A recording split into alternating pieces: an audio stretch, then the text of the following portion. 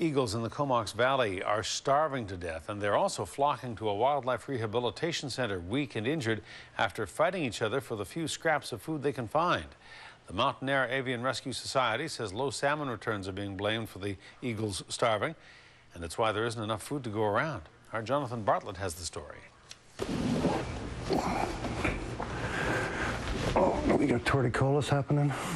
Torticollis, an involuntary twisting of the neck, can be caused by a bacterial infection or, in this case, a physical injury. So we want to look at his eyes and we want to look in his ears for bleeding to see if he's hemorrhaged from head impact. This eagle was brought in this morning. It had run into a building in Comox, probably while competing for food with other eagles. There was probably some roadkill in the area, and they're really busy, competing for the food and not paying attention to where he was flying and hit a roof. A feeding tube chock full of fluids, vitamins, and amino acids is used to feed the eagle, who is obviously starving. These birds are so skinny that they can't digest solid foods. And it's not the only starving eagle to show up at the Mountainaire Avian Rescue Society Center in Merville. They are currently nursing back to health 12 eagles. All but one are dangerously underweight.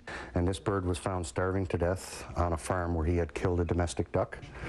And he was so skinny he couldn't digest the food from that duck. So he just ran out of energy. He sat out in a rainstorm. The eagles are, starving, and they're literally falling out of the sky. The Wildlife Center has seen 25 starving and injured eagles this year, a high number, blamed on low numbers of returning chum salmon last fall. This fall, there were fewer chum in the rivers in the fall and the winter, which is sort of their last big meal that will hold them over. The injuries are caused by desperate fights between eagles who are already weakened by starvation.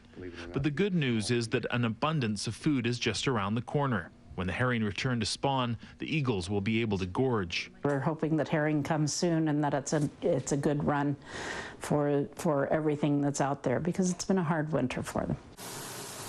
This eagle doesn't like baths, apparently, but with luck and a lot of care, he'll be taking part in the herring feast soon, and maybe next winter won't be such a famine. In Merville, Jonathan Bartlett, A News.